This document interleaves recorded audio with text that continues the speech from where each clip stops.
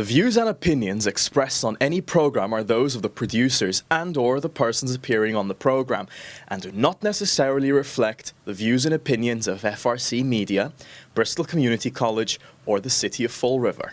This week in FRCmedia News. With rents rising across Massachusetts and the country, is it time to reinstitute a rent control program? Riders of SRTA can do so fare-free through next June. And 13 months away from opening, we get an update on the construction of the new Diman Regional Vocational Technical High School. All this and more coming up.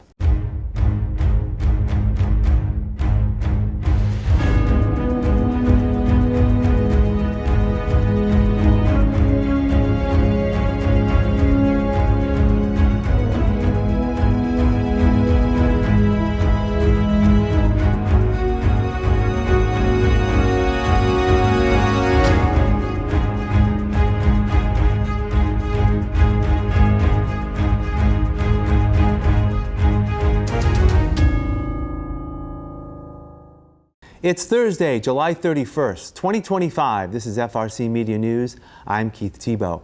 The state legislature is again hearing testimony on bills that would reinstitute rent control in Massachusetts. The legislature's Joint Committee on Municipalities and Regional Government heard testimony this week on a bill that would give cities and towns the option to initiate a rent control program, which would recommend a limit on rent increases to the rate of inflation with a cap of 5%. Members of United Interfaith Action of Southeastern Massachusetts are in support of the bill, citing exorbitant rent increases on the South Coast in recent years. UIA Fall River community organizer Tracy Albernaz says if passed, a city or town can create a program assuring a sense of certainty for renters. We understand, like landlords, especially owner-occupied, they need to raise their rents when their taxes go up, when their water bill goes up, things like that. Like I think the average, citizen knows that, hey, you would have to raise my rent. I think where the problem comes in is when landlords, and sometimes it's corporate landlords who don't live in the community, want to raise people's rents based on what the market is doing just to get more profits, and they're doubling people's rents. We've heard stories of people's rents being tripled, and now these folks are literally living in the streets because they have no place to go. And a city like Fall River, as a gateway city, historically has been one of the cheapest places to live in the Commonwealth. And now when long-term residents of the city can't afford to live here, where else are they supposed to go? So the idea behind this bill is to sort of curb those landlords that are taking advantage of, like, say, the train or inflation and raising rents at, extreme amounts. At the hearing on Tuesday, Tony Lope served on a panel representing landlords and said providing residents relief against soaring rents is needed, but bringing back rent control is the wrong tool to do so. Prior to its repeal in 1994, rent control units in places like Cambridge and Brookline were often occupied by higher income tenants, not the lower income households the policy was designed to help. This bill may be well intentioned, but the outcome will have fewer available units, deteriorating housing conditions, and owners walking away from reinvestment in older housing stock that needs care.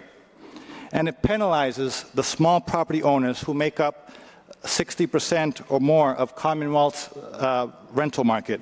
UIA community leader Al Arujo has experienced homelessness due to the high cost of rent. He says even though Fall River remains one of the most affordable communities to live in Massachusetts, those on fixed incomes are finding it harder to pay for rent. Being on a fixed income, the income does not increase in double digits, right? You get 4.5%, you get 5%, whatever the government deems cost of living kind of stuff. The way rents are going up, double and sometimes triple digits by doubling, 100%. It's absolutely, completely out of the question. So the people that I was advocating for, the elders that retired it, and their spouse passes away, and now all of a sudden you have one income that has to bear the burden of the entire rent. And It's just impossible. You know, you have an income of $1,800 and the rent's $2,200. You know, that's an equation that can't last very long. If history is any guide, the passage of a rent control bill by the legislature faces a rough road ahead unless enough residents understand the issue and get politically involved. I think a lot of people don't understand what the legislation does. So really, truly understanding what the legislation is, like people who are owner occupied with 4 or less units, you know, they're exempt. Public housing is exempt. Senior housing is exempt. New construction is exempt. If folks really want something to be passed at the State House, they need to advocate for it. They need to contact their state legislators, their senators, their representatives. Sometimes you need to go to, like, say, the Speaker of the House and let him know that you want to see something passed. If enough constituents and people advocate for something, the legislator is more likely to take up a bill and pass it. The Southeastern Regional Transit Authority, or SRTA, is again offering rides fare-free for customers of its fixed route and demand response services through June of 2026. The fare-free offerings, in place since January of 2024, are made possible through an appropriation by the state legislature as part of its FY 2026 budget. SRTA Administrator Eric Russo says the fare-free service remains popular, with the authority set to announce record ridership. We anticipate that for the first time ever, SRTA has never moved more than 3 million people in a year. And for the first time ever, we expect that we'll have moved 4 million people in a year. So the growth has really been tremendous. And you really see it as a consistent ridership throughout the week and the month and the year, whereas we used to have more peaks and valleys in our service. So people are out there taking advantage of the opportunities that have been given to them. Being able to provide fare-free fixed route service and our ADA demand response service, it's really just going to help families. It's going to help people get to work, have access to healthcare, be able to participate in the economy. And especially now that we have Sunday service as well, we've got 7 days a week service. So you can access those jobs that require you to work on Sundays. And you don't have to worry about having too much of your paycheck be taken out by public transportation costs.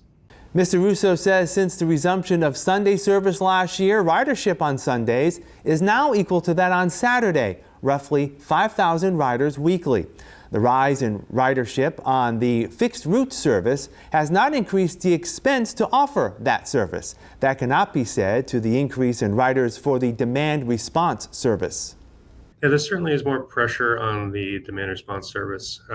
With increased trips, really, we're talking about more vans, potentially more drivers out on the road to meet that demand and meet that need.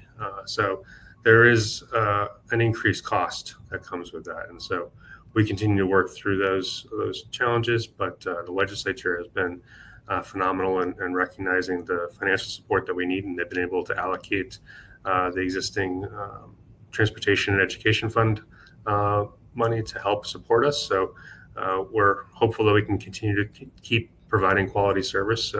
Our on-time performance for our demand response service remains around 95%.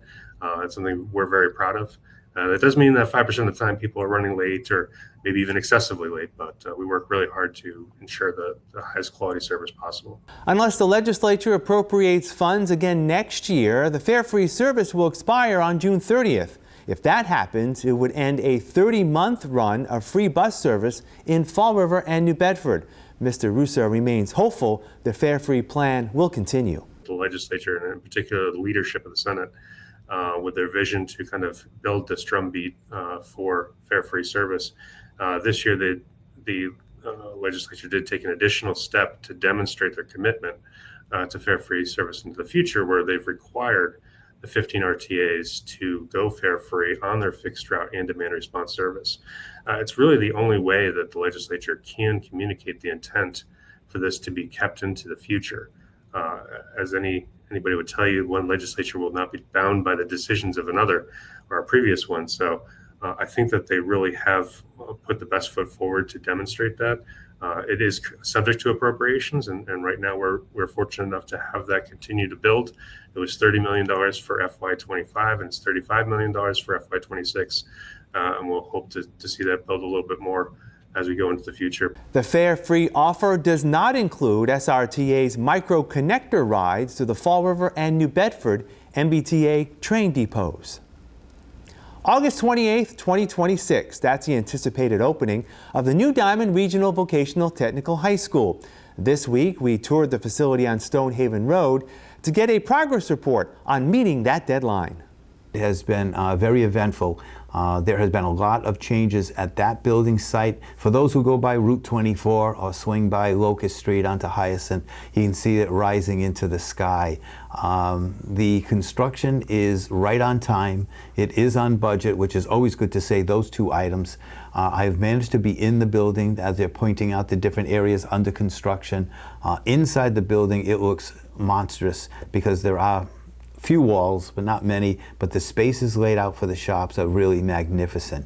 Mr. Bentley says the 2025-2026 school year will be one of transition for students, teachers, and staff. We are involved now with what's called move management, where everything from this building that needs to go to the new building is now on a schedule to get moved. We have new furniture coming in, new pieces that will be added in. That's already been bought.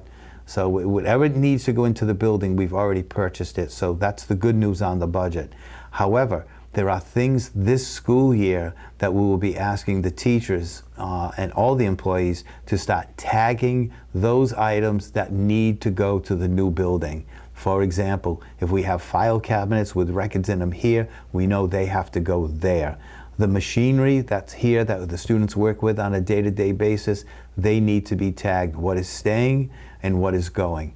The sad news, if there is sad news, and it is that once they walk out of this building in June of 2026, there's no expectation that they will be getting back in.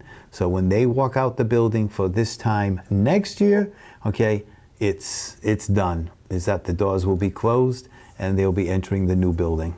Even though teachers will not be in their new space for another year, they have been given access to plan ahead. The teachers have been allowed, at the end of last year, they were taking on tours by the construction crew. They were allowed to go in because they all said the same thing. Could I get a look at what my shop is going to look like? And of course, they're looking at the space. And they saw that, and everybody came back saying, oh, wow, it's bigger than I thought. It's better than I thought. I didn't know I'd have this much space. The classrooms are taking shape. You can see them, the academic teachers that have gone in, and they're already figuring, like, yep, my desk will go there. They've got it all planned out already. Yeah. So that excitement is taking place. The $300 million project is financed through state funding as well as assessments to the 4 communities serviced by the school: Fall River, Somerset, Swansea, and Westport. Fall River's payment toward the construction of the new school was approximately $100 million. 76% of Diman students reside in Fall River. The approximately 60 female inmates at the Bristol County House of Correction in Dartmouth are now being housed in a center retrofitted with split-unit air conditioning. Bristol County Sheriff Paul Heroux says when he first took office in 2023, one of the first requests from correctional officers was to install air conditioning in inmate housing units.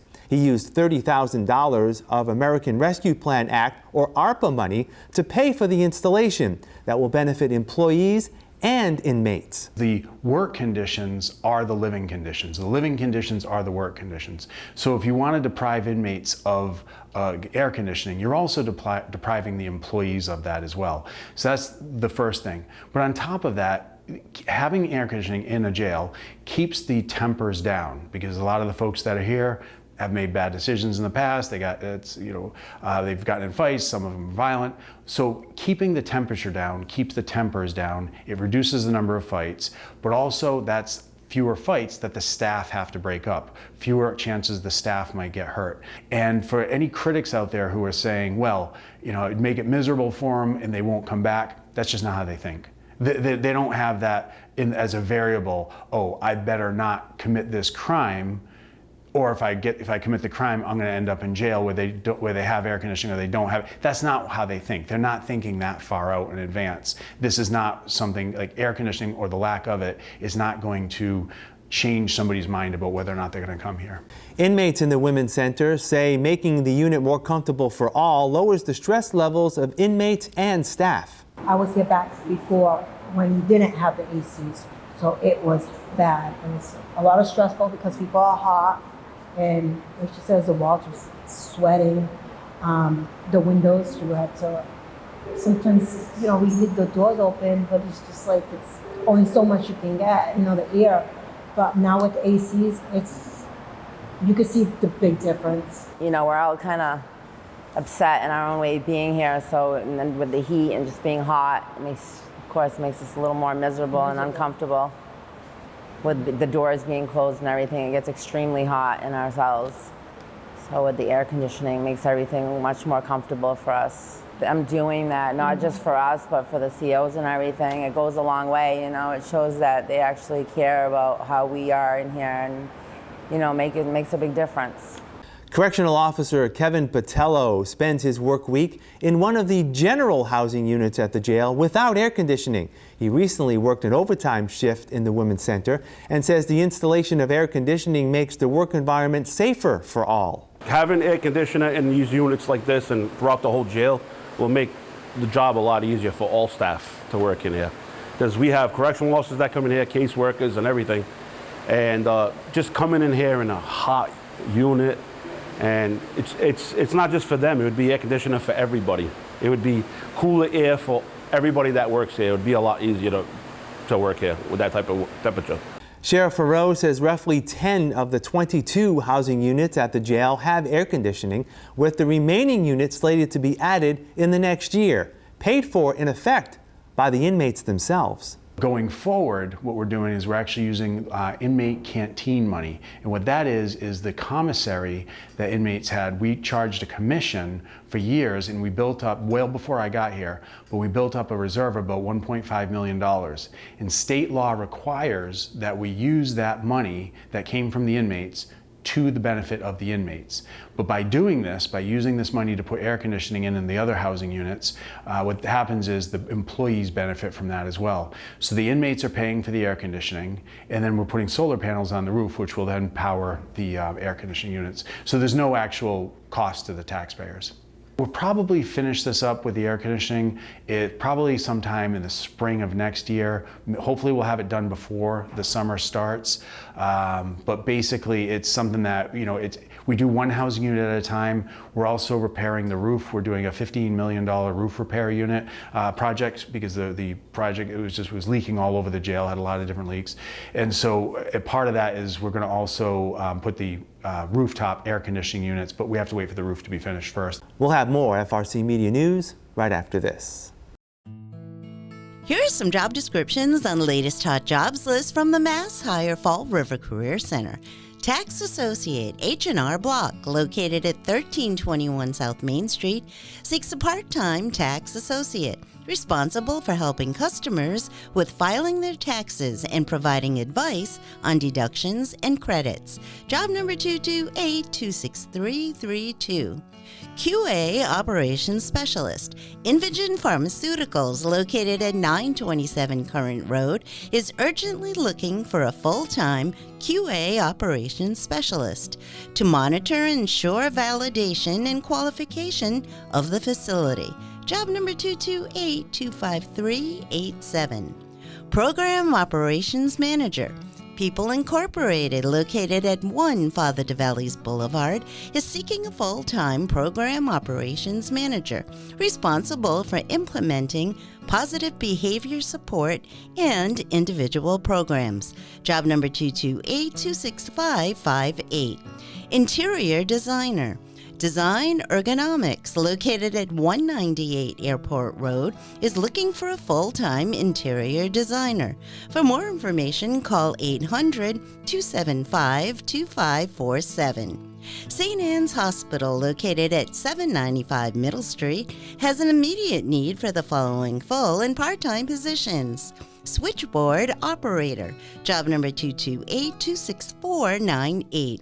Pharmacist, job number 228-26605.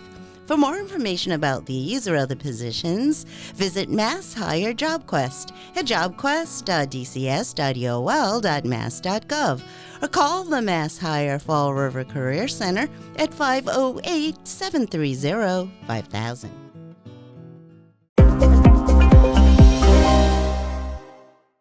Time again to check in what's happening with local business news and economic development projects in Fall River. Kevin Lawrence from Fall River Development News joins me pretty much on a weekly basis. He's here again this week. Kevin, how are you? Very well. A pleasure to be here, Keith. All right. Let's get right into it. One, top on the list is actually a City of Fall River project. There's been talk right along in terms of using some of the ARPA funds from COVID to work on the DCM building down off highway, off 195. And that project's actually underway. Yes, this is the Department of Community Maintenance Facility at 10 Lewiston Street. Construction work has started. That building is in very rough condition. The gray exterior panels containing asbestos, which you can see from the highway on the top of the main incinerator building, which is no longer an incinerator anymore. Those panels are now being replaced with new white panels, according to the workers on site. And they've already started doing some interior work as well inside the complex. The break room inside the facility has also been repainted. You can see the image that we took here at Fall River Development News of the new break room. They have some lighting upgrades and a new TV was installed. Funding for that project coming from what's left of the $69 million funding received from the American Rescue Plan Act. And with very specific guidelines, this money must be spent by December of 2026. So this DCM renovation project was scheduled to be done in 3 phases. The workers on site tell me only phase 3 has been started. So usually phase 1 and 2 happen before phase 3. Phase 1 and 2 were the grounds of the building, repaving the parking lot, and maybe getting a new salt shed, a new scale for the outside of the complex. Phase 3 is what's taking place right now, and that's the actual building renovations, interior and exterior renovations that are now taking place. So it's going to look a lot better, supposedly, when these renovations are completed, because it's really an eyesore when you drive by the highway. You see pieces of the building that were missing. The exterior hasn't been painted since the building was constructed. It just looks really shabby, and hopefully, at least for people driving by, the facility will look a heck of a lot better. Yeah, I know that I've been there quite often to do stories, and yeah, it's definitely in need of repair. And I know the mayor talked about this for a while to try to move it forward. So it's good that at least we see that the process has begun with the DCM building on Lewiston Street. All right, a couple of Brazilian businesses are starting up in Fall River. One a store, one a restaurant. Store is open now. The restaurant very soon. Yeah, we'll start off with the store. It's called Made in Brazil. It's at 26 Rhode Island Avenue in Fall River. It's a female-owned store. The woman's name is Amanda. The store will carry breads, cheese, snacks, meats, eggs, cakes, juices, soft drinks, and Brazilian specialty products. The woman who owns it has some experience in the retail industry. She worked at a bakery for 7 years in Stoughton and now has gone out on her own and opened up this new store called Made in Brazil on Rhode Island Avenue. The second Brazilian business is one that hasn't opened up officially yet. It's on Pleasant Street. It's the Pingo Doce Steakhouse. Hopefully I'm pronouncing that right. It's at 1856 Pleasant Street in Fall River. The owners Fabio and Gleice Silva, both from Brazil, planning to open this new restaurant by late August. The new eatery will offer a buffet-style, all-you-can-eat, barbecue-type restaurant featuring chicken steak, pork and ribs, as well as potatoes and vegetables. This is kind of cool. You'll be able to also pay a fixed price for the all-you-can-eat option or a pay-by-the-pound via a food scale if you have a smaller appetite and you don't want the all-you-can-eat option.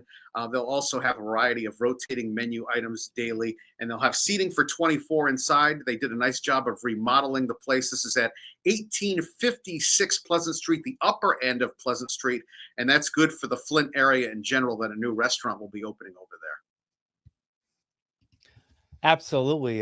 Whenever there's a new restaurant, always get some buzz. And next week we may hint a little bit. Raising Cane's will finally be opening next week. We can maybe talk about that when we gather a week from now. Join Kevin on Fall River Development News on Facebook. Please give him a like and give him a follow. He will appreciate it, and we appreciate him being here every week. Okay, Kevin, we'll talk to you next week. Take care. Thank you, Keith.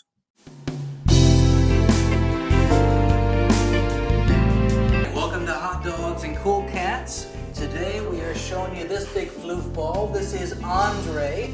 Andre is a 7-year-old domestic long hair. He unfortunately had to be surrendered to us because his previous owner passed away. Very much lounge around, get attention from people. Not super big on play, though you can occasionally get him going. He would do well with kids, but I would suggest nothing too young. Maybe 5 and older, only because he is, middle-aged. We are going to give preference to somebody that can take both of them. I understand, not everybody can do that. But if you'd like to meet Andre, you can come down to 300 Linwood Street in Fall River, Massachusetts at Forever Paws Animal Shelter. You can also give us a phone call if you want more information at 508-677-9154.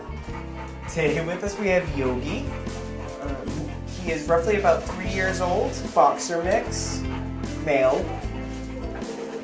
He came to us because he was an owner surrender. No fault of his own. He's a really good dog.